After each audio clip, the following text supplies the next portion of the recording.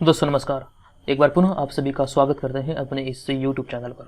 ये आधुनिक भारत का इतिहास के अंतर्गत ये चौथा वीडियो है। इससे पहले हम लोगों ने 1813 का चार्टर अधिनियम, 1833 का चार्टर अधिनियम और फिर 1853 के चार्टर अधिनियम के बारे में महत्वपूर्ण जानकारियाँ सीखी। अगर आप घर बैठे रहकर यूपीएससी, बीपीएससी, अन्य किसी भी एग्जाम की तैयारी कर रहे हैं तो ये हमारा सीरीज आपके लिए काफ़ी उपयोगी है। ये चैनल आप ही के लिए बनाया गया है, ये सदैव आपकी सेवा में तत्पर है। तो दोस्तों पिछले का जो हमने पढ़ा है 1813, 33 और 1853 का अधिनियम, तो इसके बारे में थोड़ी सी यहाँ पे जानकारी ले लेते हैं फिर से, ताकि हमारा रिवीजन भी हो जाए।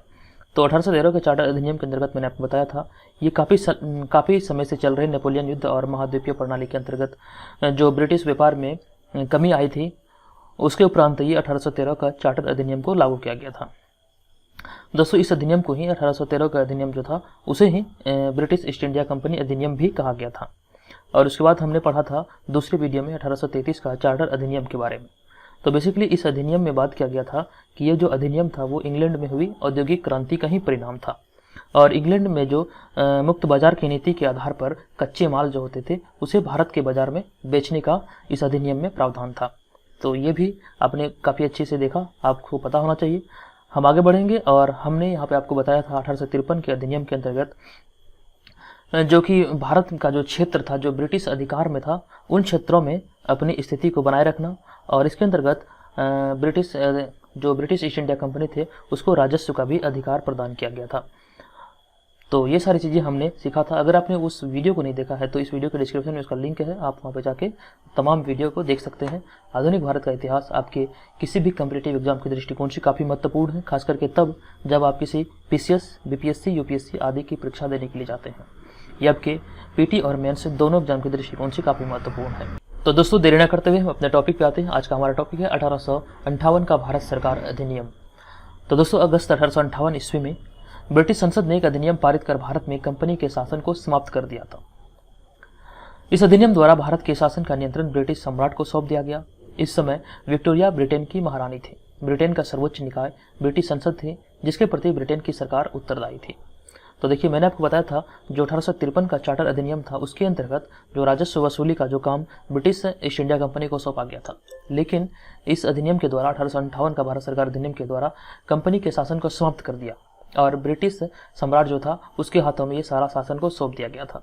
और उस समय ब्रिटेन की जो महारानी थी वो विक्टोरिया थी। तो ये सारी चीज़ों का आप ध्यान रखेंगे। और आगे है, ब्रिटेन की सरकार द्वारा किए जाने वाले सभी कार्य सम्राट के नाम पर किए जाते थे। ब्रिटेन की सरकार के एक मंत्री, जिसे भारत सचिव कहा जाता था, को भारत सरकार का उत्तरदायित्व सौंपा गया। चूंकि ब्रिटेन की सरकार संसद के प्रति उत्तरदायी थी, अतः भारत के लिए भी सर्वोच्च निकाय ब्रिटेन की संसद ही थी। जो ब्रिटिश ईस्ट इंडिया कंपनी का जो शासन को समाप्त करके ब्रिटेन की संसद थी, उन्होंने सत्ता अपने सम्राट के हाथ में सौंपी थी। तो भारत में जो शासन चलाया जा रहा था वो ब्रिटेन से ही चलाया जा रहा था। तो इस सारी चीज़ों को आप ध्यान रखेंगे।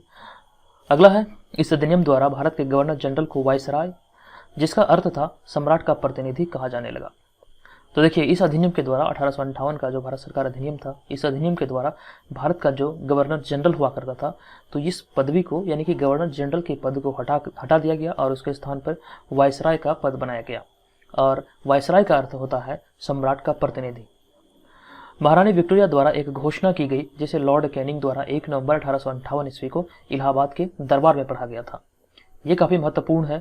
इलाहाबाद का दरबार में 1 नवंबर 1858 ईस्वी को ये भारत सरकार का जो अधिनियम है, 1858 का भारत सरकार अधिनियम, ये इसके प्रावधान वहाँ पे पढ़ा गया था इलाहाबाद के दरबार में। तो इनसे रिलेटेड जो भी महत्वपूर्ण प्रावधान है, जो एग्जाम के दृष्टिकोण से काफ़ी महत्वपूर्ण भी हो सकते हैं आपके लिए, तो यहाँ पे आप बारी बारी देखिए। इसके प्रावधान के अंतर्गत सबसे पहला है, उद्घोषणा में सभी भारतीय राजाओं के अधिकारों के सम्मान का वादा किया गया और भारत में ब्रिटिश क्षेत्रों के विस्तार पर रोक लगा दी गई।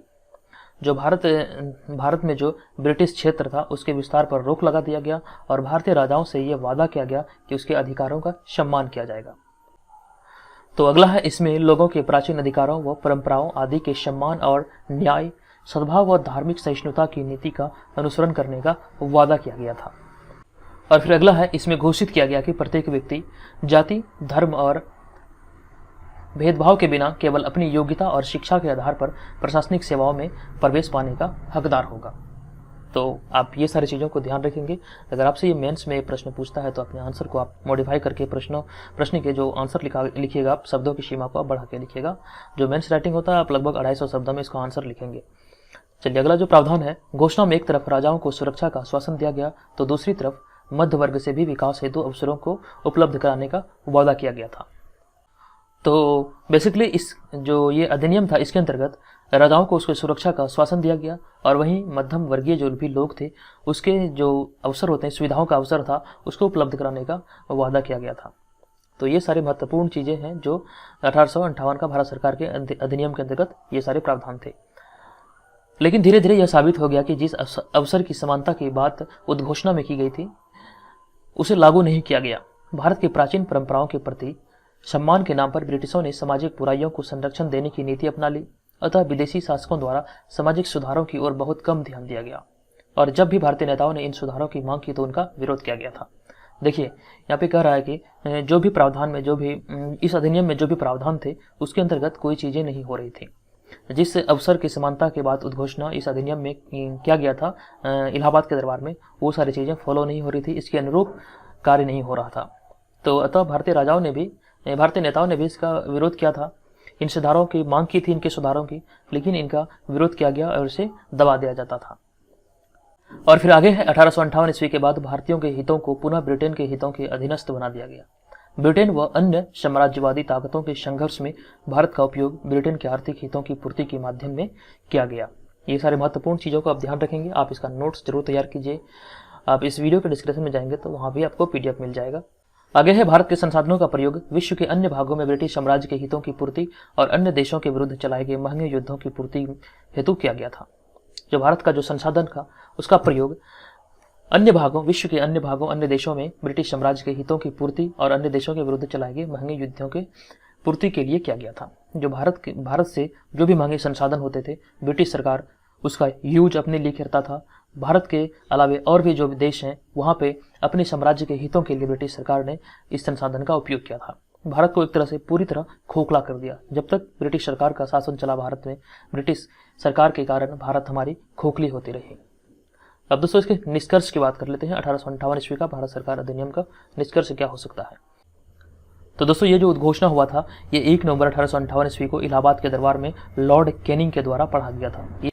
और इस उद्घोषणा में यह विश्वास दिलाया गया कि भारतीय लोगों के साथ जाति, धर्म, रंग और प्रजाति के आधार पर कोई भेदभाव नहीं किया जाएगा। इसमें भारतीय राजाओं को भी यह भी विश्वास दिलाया गया कि उनकी प्रतिष्ठा, अधिकार और गरिमा का सम्मान किया जाएगा और उनके अधीनस्थ क्षेत्रों पर किसी तरह का अतिक्रमण नहीं किया जाएगा। तो ये इसका निष्कर्ष के अंदर हम लिख सकते हैं। तो आज के वीडियो में हमने जाना 1858 का भारत सरकार अधिनियम क्या है, इसके क्या प्रावधान थे, तमाम जानकारियाँ आपको मैंने यहाँ पे दी। अगर इस वीडियो में किसी प्रकार का सुझाव चाहते हैं तो कमेंट कीजिए, मैं इसमें सुधार करने का प्रयास करूंगा। और दोस्तों इसी तरह आने वाले वीडियो देखने के लिए हमारे चैनल को जरूर सब्सक्राइब करें। यहाँ पे मैं आधुनिक भारत का पूरा इतिहास को मैं आपको बताऊंगा। आपको दोबारा कहीं भी आधुनिक भारत का इतिहास पढ़ने का जरूरत नहीं पड़ेगा। अगर आप ये पूरी सीरीज को देखते हैं तो आप PPSC, UPSC अन्य किसी भी एग्जाम के दृष्टिकोण से आपको दोबारा आधुनिक भारत का इतिहास पढ़ने का जरूरी नहीं पड़ेगा। आप पूरे सीरीज को ध्यानपूर्वक देखिएगा। तो आज के इस वीडियो में इतना ही, मिलेंगे नेक्स्ट वीडियो में, तब तक के लिए धन्यवाद।